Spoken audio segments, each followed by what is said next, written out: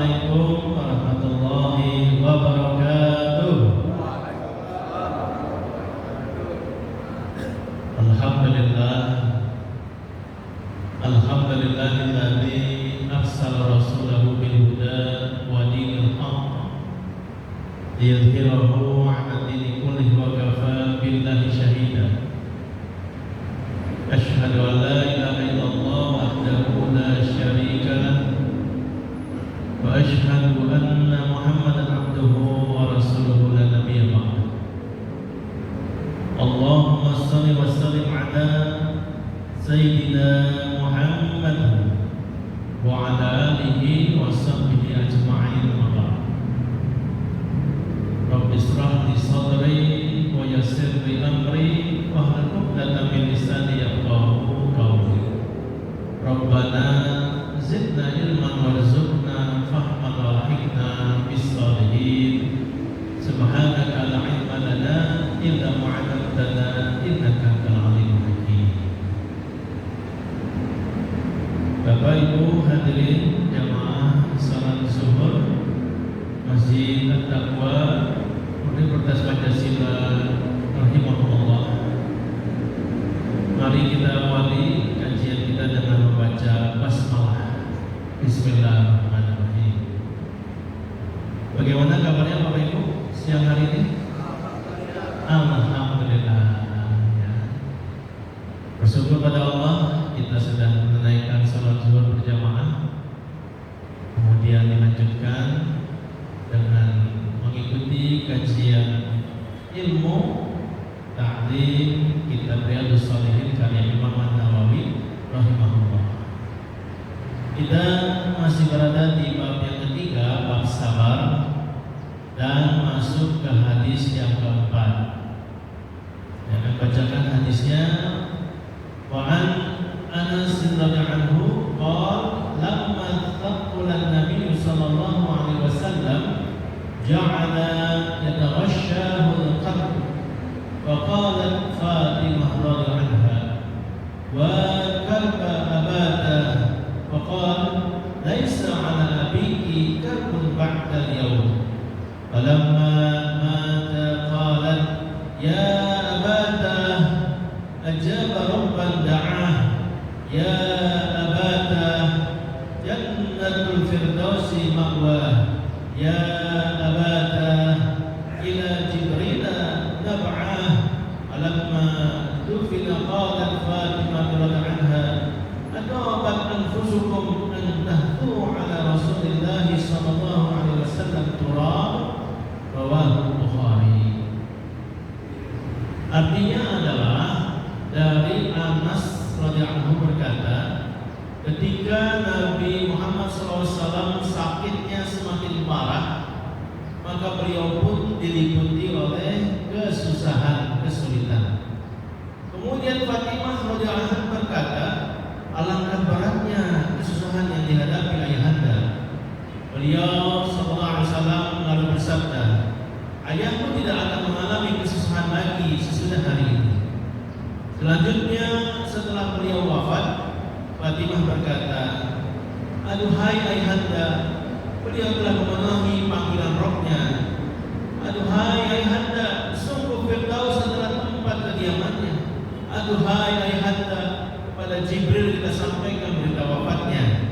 Kemudian setelah beliau dimakamkan, Fatimah radhiyallahu berkata pula, mengapa hatimu semua merasa tenang dengan menyebarkan tanah di atas makam Rasulullah sallallahu alaihi wasallam. Hadis riwayat Imam Bukhari dalam Sahih Bukhari nomor 4462.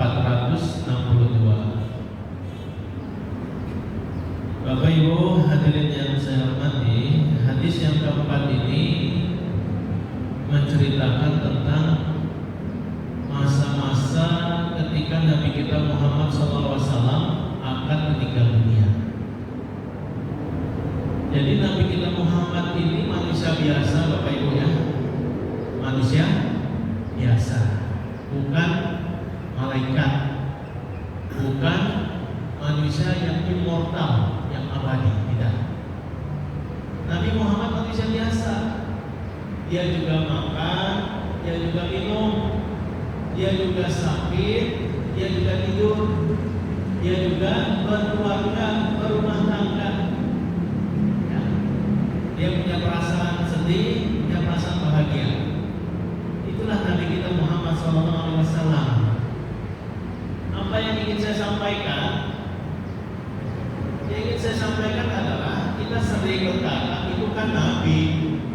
Ya, ketika ada satu amalan yang dilakukan oleh Nabi kita Muhammad SAW, lalu kita mengatakan itu kan Nabi, kita kan bukan Nabi. Ya, sering gitu ya, berargumentasi seolah-olah membenarkan ketidakmampuan kita beramal dengan mengatakan itu kan Nabi, Nabi orang khusus spesial, manusia yang berbeda dengan kita.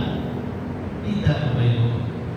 Ya, Nabi Muhammad SAW manusia biasa yang Allah pilih untuk menjadi utusannya.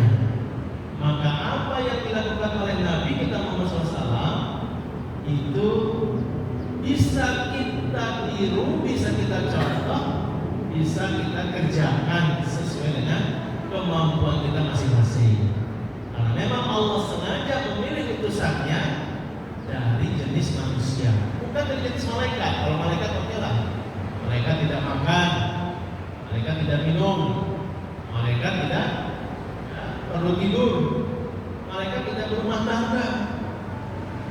Nah kita bisa bilang, oh itu spesial malaikat. Nah, ini tidak.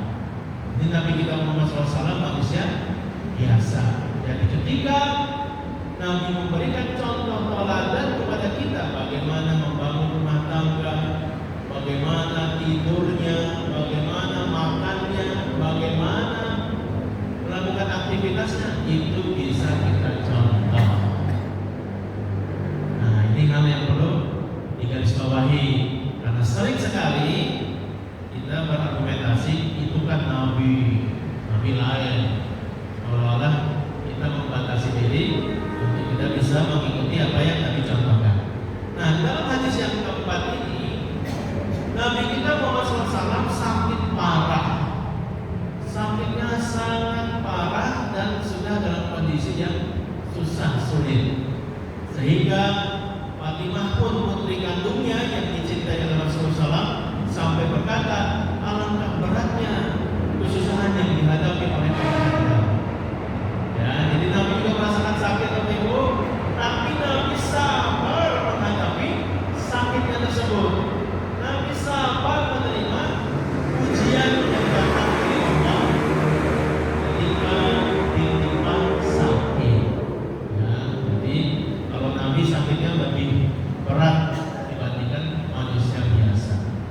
Panasnya tubuh Nabi ketika sakit lebih panas dibandingkan panasnya manusia biasa. Kenapa? Karena memang itulah Allah ingin memberikan ujian kepada Nabi jauh lebih besar dibandingkan kepada kita manusia yang bukan Nabi dan Rasul.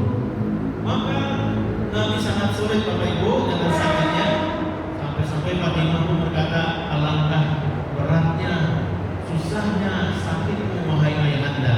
Lalu apa kata Nabi? Nabi Muhammad bersabda, ayahmu tidak akan mengalami kesusahan lagi sesudah hari ini. Ya, jadi Nabi jarang sakit, Bapak Ibu. Ya, Nabi jarang sakit. Ini hebatnya. Nabi itu memang fisiknya kuat, kemudian prima tubuhnya, lalu sehat. Ya, beliau tidak makan yang aneh-aneh, yang macam-macam, apalagi yang haram. Nabi makan yang halal, yang baik. Dalam hadis dikatakan Nabi itu makan sepertiga makanan, sepertiga air, sepertiga udara. Kalau kita makannya gimana? Full makanan ya. Belum makan. Kalau belum sampai ya berhenti gitu ya. Baru berhenti. Hidup ya, nambah terus. Betul. Ya, tepat ya. Kita belum makan pokoknya sampai kenyang, sampai nggak bisa bangun. Ya, kalau minum juga, kalau enak aja mau minum terus. Ini nggak ada buat udara nih. Nabi mengajarkan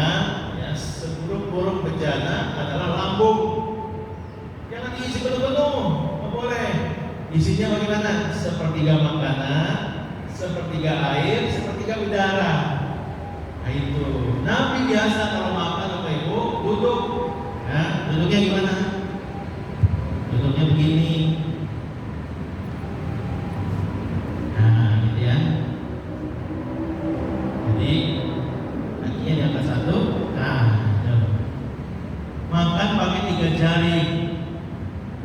Tapi nggak makan kita 5 jari kan? Dari 5 jari biar uangnya bisa banyak. Tapi 3 jari makannya biar nggak banyak-banyak. Ya. Dan sengaja ini dengkulnya satu diangkat biar tekan lambung. Jadi biar nggak banyak makannya. Kalau kita makannya udah begini, pakai jangan ikat pinggangnya kan, dikedorin, ya bisa masuk banyak-banyak. Nah itu. Nah, Nabi kasih contoh begitu makannya, sehingga dengan pola makan Nabi, beliau sehat, beliau sehat. Karena penyakit itu banyak diawali dari makanan. Ketika numpuk di lambung, jadi penyakit itu. Nabi badannya proporsional, gak kayak saya takut ya perutnya buncit ya. Perutnya buncit ya, kita lihat banyak yang pejabat-pejabat perutnya buncit ya. Buncit karena apa tuh pejabat tuh? Jadi badannya, Nabi pernah bertanding sama ahli gulat. Orang kafir Quraisy tantangin gulat, Nabi hadapi dibanting itu. Ahli gulat Quraisy kalah dia. Penasaran, ngajakin lagi Nabi, dibanting lagi sama Nabi. Penasaran dia dibanting lagi. Jadi luar biasa. Ya, prima tubuh Nabi sehat, prima. Jadi Nabi jarang sakit. Kalau malam tidurnya, nggak malam-malam. Tidur nggak sampai jam 11 malam, jam 12. Nabi nggak begitu. Wah, hobinya begadang sampai malam. Jam 11 belum bisa tidur katanya. Jam 12 belum bisa tidur. Matanya masih di handphone. Scroll gitu terus ya. Kalau udah jam 1 baru tidur, gimana bisa bangun subuh? Gimana bisa tahajud? Orang tidurnya aja jam 12. Nabi pas ke salat Isya jam 8, jam 9 dan tidur. Nanti sepertiga malam, jam 2, jam 3 bangun tahajud. Sehat Bapak Ibu? Nabi sehat ya. Jarang sakit. Kalau kita suka sakit ya. Suka sakit, sedikit-sedikit sakit ya. Asam urat lah, kolesterol lah, gula tinggi lah, macam-macam ya. Aduh. Padahal umurnya belum seberapa, udah kayak merasa udah tua. Jadi memang Nabi ini yang menjadi model Bapak Ibu kita. Nah Nabi jarang sakit, pas sakit sakitnya berat. Sakitnya itu sebagai tanda beliau akan wafat. Maka Bapak Ibu sakitnya sangat parah, sangat susah, panasnya tinggi, sehingga putri kandungnya Fatimah sampai berkata, alangkah beratnya sakit ayahanda. Maka Nabi mengatakan, sesudah ini aku tidak akan sakit lagi wahai putriku. Jadi Nabi sudah diberitahu ya beliau akan meninggalkan dunia. Berapa umur Nabi meninggal Bapak Ibu? 63 kamus, baru kasih aku 14. Mobil, bonus bisa menjawab. 63 tahun ya. Nabi umur 63 tahun. Kalau masih Ya? kalau masih 63 tahun. Iya, memang kalau Hijriah bisa lebih tua setahun ya, kira-kira bedanya. Jadi ketika Nabi sudah usia 63 tahun, datang malaikat Jibril memberitahu, boleh sebenarnya kalau ingin masih lama mau silakan, tapi Nabi tidak mau. Ya, Nabi ingin segera berjumpa dengan Allah Subhanahu Wa Taala. Maka Bapak Ibu kita lihat ya, Nabi pun yang sakit akhirnya meninggal dunia. Akhirnya pun sekarang umurnya juga berat juga ya. Apa yang diceritakan itu keluar keringat sebesar jagung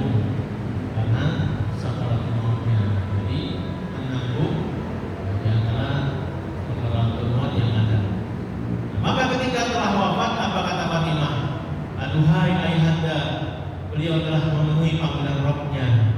Aduhai ayahanda, Firdaus, surga Firdaus adalah tempat kembalinya. Aduhai ayahanda, pada Jibril kita sampaikan jawabannya. Jadi ini Fatimah itu yang paling merasa kehilangan. Fatimah itu karena sangat dekat ya. Jadi Bapak Ibu ya, anak kita itu harus dekat dengan kita. Dekat nggak Bapak Ibu sama anaknya? Ya, ada sahabat Nabi cerita, saya ya Rasul, kalau masuk rumah anak-anak diam semua. Bangga dia cerita tuh. Saya ya Rasul, kalau masuk rumah anak-anak diam semua. Berarti kalau diam semua, bapaknya apa Bapak Ibu? Bapaknya galak kan, menakutkan. Jadi dia masuk rumah pada diam semua tuh anak-anaknya. Jadi dia bangga banget cerita. Nabi tegur, nggak boleh. Jangan begitu. Jadi jangan pasang wajah angker kalau pulang rumah. Harus ada kedekatan, harus ada hubungan yang baik. Nah, biasanya kalau anak perempuan dekatnya kan bapaknya, ya. Ini Pak Agus nanti perempuan semua dekat nggak bapaknya. Ya, kalau anak laki dekatnya kan ibunya ya katanya ya. Nah, ya. Mudah-mudahan dua-duanya dekat kita bapaknya. Maka ketika Nabi meninggal dunia, yang paling merasa kehilangan adalah Fatimah. Jadi Fatimah tadi di sini sama bapak, sama Nabi. Apa bisikan Nabi? Setelah aku wafat, kamu akan menyusul.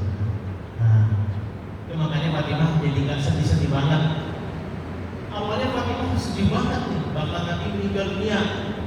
Ya, begitu dekatnya hubungan antara Nabi dengan Fatimah. Maka ketika Nabi meninggal dunia, Fatimah yang paling merasa sedih dan kehilangan. Tapi dibisiki sama Nabi, setelah aku engkau akan menyusul. Dan terbukti Bapak Ibu, kira-kira sekitar 6 bulan setelah Nabi meninggal, Fatimah menyusul. Ya. Makanya Fatimah di penghujung hadis ini mengatakan, ya, ketika Nabi dikubur, dia katakan apa? Ya. At-taubat anfusukum an takhdu ala Rasulillah sallallahu alaihi wasallam. Mengapa hatimu semua merasa tenang dengan menyebarkan tanah di atas makam Rasulullah? Ketika Rasulullah dikubur kan tanah ditutup kan kuburannya. Fatimah berkata, kenapa kalian tuh nggak merasa iba sedih wajah Rasulullah ditimpa tanah? Gitu. Jadi ini menggambarkan boleh kita iba sedih Bapak Ibu ya dalam tertimpa musibah, tapi tidak boleh meratap. Nah, ini tidak masuk. Rasulullah akhirnya meninggal dunia karena beliau manusia biasa. Allah cabut ruhnya, maka selesailah tugas Nabi Muhammad SAW mengajarkan Islam di muka bumi. Siapa yang melanjutkan Bapak Ibu? Ya? Yang melanjutkan adalah para sahabat, ya, Abu Bakar, Umar, Utsman, Ali. Lalu siapa lagi yang melanjutkan mengajarkan Islam? Ya, ulama, ya, tabi'in. Kalau dari urutannya ya sahabat, tabi'in, tabi'in, lalu para ulama dan kita semua. Sekarang yang tugasnya melanjutkan menyebarkan Islam. Baik Bapak Ibu ya, dan ini adalah hadis yang menggambarkan tentang kesabaran Nabi kita Muhammad SAW ketika tertimpa sakit. Hadis yang kedua, hadis yang terakhir sebelum kita tutup.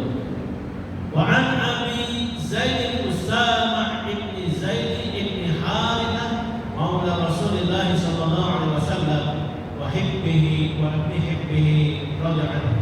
Qal arsalat bintun Nabi sallallahu alaihi wasallam inna bani qad udira fashhadna arsala yuqra as-salam wa yaqul inna lillahi ma akhadha wa lahu ma a'ta wa kullu shay'in indahu bi ajalin musamma fasbir wa la tahtasib.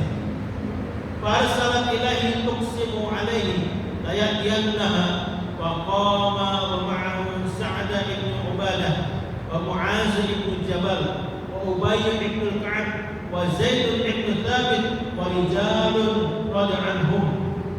ورفع إلى رسول الله صلى الله عليه وسلم الصبي فأقعده في هجره ونفسه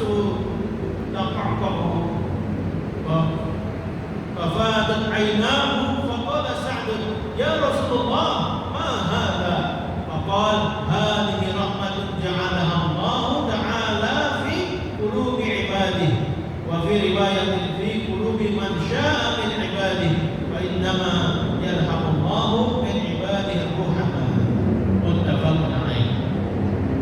Artinya dari Abu Zaid Usama bin Zaid bin Harithah, hamba sahaya Rasulullah SAW serta kekasihnya sekaligus putra kekasihnya pula, radhiyallahu anhu berkata, putri Nabi SAW mengirimkan berita kepada Nabi Muhammad SAW bahwa anakku sudah hampir meninggal dunia. Oleh karena itu, mohonlah engkau hadir di tempat kami. Lantas beliau mengirimkan kabar sambil menyampaikan salam. Beliau menyampaikan sesungguhnya bagi Allah apa yang dia ambil dan baginya pula apa yang dia berikan. Dan segala sesuatu di sisinya berdasarkan ajal yang telah ditentukan. Maka hendaklah bersabar dan berniat mencari keridhaan Allah. Putri Nabi SAW mengirimkan berita lagi seraya bersumpah agar beliau benar-benar mendatanginya. Kemudian beliau SAW bangkit disertai Sa'ad bin Ubadah, Mu'az bin Jabal, Ubay bin Ka'ab dan Zaid bin Sabit dan beberapa sahabat lainnya. Si anak kecil tersebut dihadapkan kepada Rasulullah SAW. Kemudian beliau meletakkannya di atas pangkuan beliau, sedang nafas anak itu terengah-engah. Maka air mata Nabi SAW pun menetes. Lantas Sa'ad bertanya, wahai Rasulullah, apakah air mata ini? Beliau menjawab, air mata ini adalah kasih sayang yang dijadikan oleh Allah Subhanahu wa taala dalam hati para hambanya. Dalam riwayat lain disebutkan, dalam hati para hambanya yang dia kehendaki. Sesungguhnya Allah merahmati para hambanya yang mempunyai kasih sayang. Muttafaqun alaih. Dalam Sahih Al-Bukhari nomor 1244, nomor 5655, nomor 6602, nomor 6655, nomor 7307, nomor 7428 dan Sahih Muslim nomor 923. Bapak Ibu yang saya hormati, di hadis yang kedua ini diceritakan bahwasanya putri Nabi, Nabi Muhammad punya anak berapa? Berapa? 4 kalau yang hidup, kalau yang tiga. 4 yang hidup. Masih. Ya. Terus kalau dari wanita kan Ibrahim. Ibrahim. Ya. Ya. Oh, dikasih ini nih, aku aja nggak jawab ini. Ya. Pengetahuan tentang anak-anak Nabi ya, bagus juga. Ada berapa di jumlah anak Nabi? Yang perempuan ada? 3, ada 5. Ya, coba dicari. Anak perempuan Nabi itu ada 5. Coba saya. Ya. Nabi punya anak perempuan dan punya anak laki-laki. Cuma anak laki-laki Nabi nggak ada yang sampai besar. Nah, gitu ya. Yang pertama, anak laki-laki Nabi namanya Qasim. Makanya Nabi dipanggil dengan lakob ya, panggilan Abul Qasim, bapaknya si Qasim. Di Arab itu Bapak Ibu biasanya nama orang tua itu dipanggil dengan nama anaknya, anak laki-laki Abul Qasim. Nah, itu anak Nabi yang laki-laki, gak umur panjang, masih kecil meninggal dunia. Lalu nanti Nabi menikah lagi, ya, dapat anak namanya Ibrahim. Istri Nabi ada berapa? Ayo. 11. Bapak istri berapa? Ya, nah, itu kalian sadar ya. Nabi itu awalnya beristri satu, monogami dengan Siti Khadijah.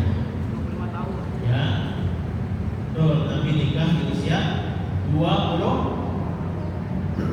tahun. 25 tahun. Siti Khadijah umurnya berapa? Ketika nikah 40 tahun. Dari Siti Khadijah banyak lahir anak-anak, termasuk Qasim. Kemudian Fatimah, ada ya, Rusuk, Ruqayyah, ada anak dari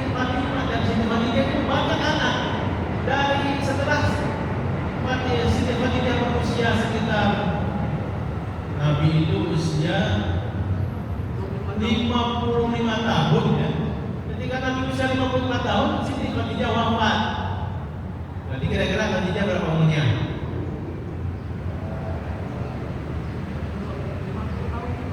Ya?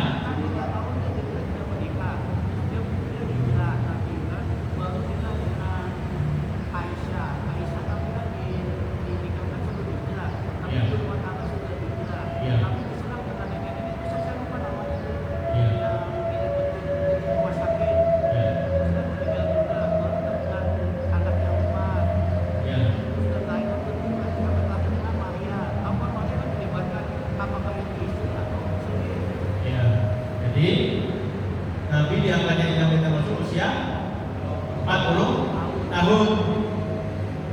Ya. Kemudian Nabi hijrah umur berapa? 53. Ya, 53 tahun. Nabi Mekah dakwah 13 tahun. Maka usia 53 Nabi hijrah ke Madinah. Di usia Nabi ke-55 Siti Khadijah wafat. Sebelum hijrah, usia 50 tahun. Ya, usia 50 tahun Nabi Siti Khadijah wafat. Itu makanya ada peristiwa Isra dan Mi'raj. Ya, tahun kesedihan. Nah, jadi Bapak Ibu, ya, dari Siti Khadijah itu banyak anak lahir. Laki-laki satu, tapi laki-laki yang satu ini tidak umur panjang. Nanti kemudian Nabi menikah lagi dengan Maria Al-Qibtiyah. Nah, jadi Nabi setelah Siti Khadijah wafat baru nikah lagi. Jadi sebelum Siti Khadijah wafat Nabi tidak menikah, Nabi tidak poligami. Oke? Nah, jadi Nabi poligami setelah Siti Khadijah wafat di usia sekitar 55 tahun baru nikah. Ya, di antara yang dinikahi adalah Maria Al-Qibtiyah. Maria Al-Qibtiyah ini adalah budak yang dihadiahkan dari Raja Mesir. Orang Mesir nih dikasih hadiah ke Nabi, sama Nabi dimerdekakan lalu dinikahi. Lalu lahirlah anak laki-laki namanya Ibrahim. Nggak umur panjang, meninggal juga. Nah, memang kalau misalnya umur panjang kira-kira gimana Bapak Ibu? Nah, kalau umur panjang pasti banyak yang mengkultuskan. Ini kan lagi ramai nih sekarang nih masalah keturunan Nabi, ya kan? Lagi ramai masalah keturunan Nabi, Habib, Abaib. Padahal bukan anak laki-laki Nabi, Islam kan dari keturunan laki-laki. Yang jadi keturunan Nabi ini sekarang adalah cucu beliau yang nyambung sekarang ini. Fatimah putrinya menikah dengan Ali bin Abi Thalib, punya anak namanya Hasan dan Husain. Ya, nah dari Hasan ini nanti kemudian ada keturunan. Kalau Husain dia wafat di Karbala. Hasan udah sampai yang Habib ini lagi ramai sekarang di permasalahan masalah Bahlawi keturunan Nabi itu. Nah, ya. Andai kata yang laki-laki masih hidup, ini kan bukan anak laki-laki kan di Fatimah. Luar biasa, ada sebagian orang memutuskan keturunan Nabi. Andai kata yang laki-laki masih hidup, boleh jadi pengkultusannya jauh lebih hebat. Nah, Islam tidak boleh memutuskan manusia. Nabi tidak. Tapi dari itu dapat syariah sholat gerhana. Ya. Dari itu kita dapat syariah sholat gerhana. Ya. Jangan pas dua itu juga. Ya. Kalau nggak ada Iya, gerhana itu tidak ada hubungannya juga dengan wafatnya Ibrahim. Memang peristiwa alam. Ada orang mengkait-kaitkan ketika Ibrahim meninggal itu menjadi gerhana bulan. Wah, ini kan orang meninggal nih, anak Nabi menjadi gerhana. Maka Nabi berkata, adanya gerhana bulan bukan karena akhirnya seseorang atau wafatnya seseorang, tetapi itu adalah tanda-tanda kebesaran Allah Subhanahu wa taala. Ya. Bagus Pak, ya sejarahnya. Alhamdulillah. Baik Bapak Ibu ya, jadi salah seorang putri Nabi, anaknya sakit, mau meninggal dunia parah. Dipanggil Nabi, ya Rasul datanglah ke sini. Ini anakku lagi sakit. Apa kata Nabi? Nabi diberi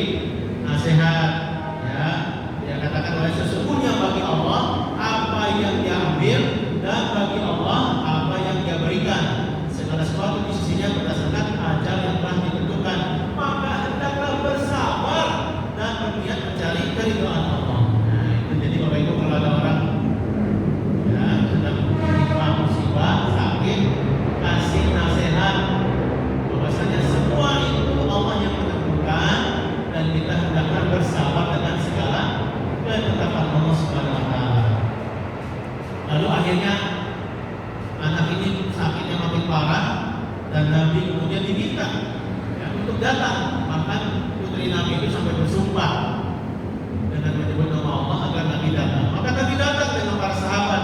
Ada Sa'ad bin Ubadah, ada Mu'az bin Jabal, ada Ubay bin Ka'ab, ada Zaid bin Sabit, dan sahabat lainnya. Nabi akhirnya datang, dan kemudian anak itu sudah terengah-engah ditaruh di pangkuannya, terengah-engah. Lalu Nabi meneteskan air mata. Maka sahabat merasa heran, ya Rasulullah, kok menangis? Air mata apa ini? Maka Nabi mengatakan, ini adalah air mata kasih sayang. Air mata ini dijadikan oleh Allah dalam hati para hambanya. Ya, jadi Bapak Ibu, kalau namanya sedih, keluar air mata, itu wajar. Itu namanya kasih sayang. Tapi yang tidak boleh adalah sampai memukul-mukul badan, lembek-lembekin baju, teriak-teriak, ya, caci maki Tuhan, nggak terima, nah itu nggak boleh, itu dosa. Kita sebagai orang beriman dilarang untuk melakukan perbuatan yang seperti itu. Ketika ditimpa musibah, mungkin keluar air mata, mungkin sedih, itu wajar, tapi semua kembalikan kepada Allah Subhanahu wa Ta'ala. Demikian Bapak Ibu, ya, untuk dua hadis pada siang hari ini. Mohon maaf lebih 5 menit dari waktu biasanya, ya, karena memang kalau bahas hadis ini kembangannya itu yang penting juga, ya, tentang sejarahnya segala macam, sehingga kita biar paham. Mudah-mudahan apa yang kita pelajari menjadi bekal amal soleh kita di akhirat, dan kelak kita semua dimasukkan ke dalam surga Firdaus oleh Allah Subhanahu wa Ta'ala. Baik, kita tutup dengan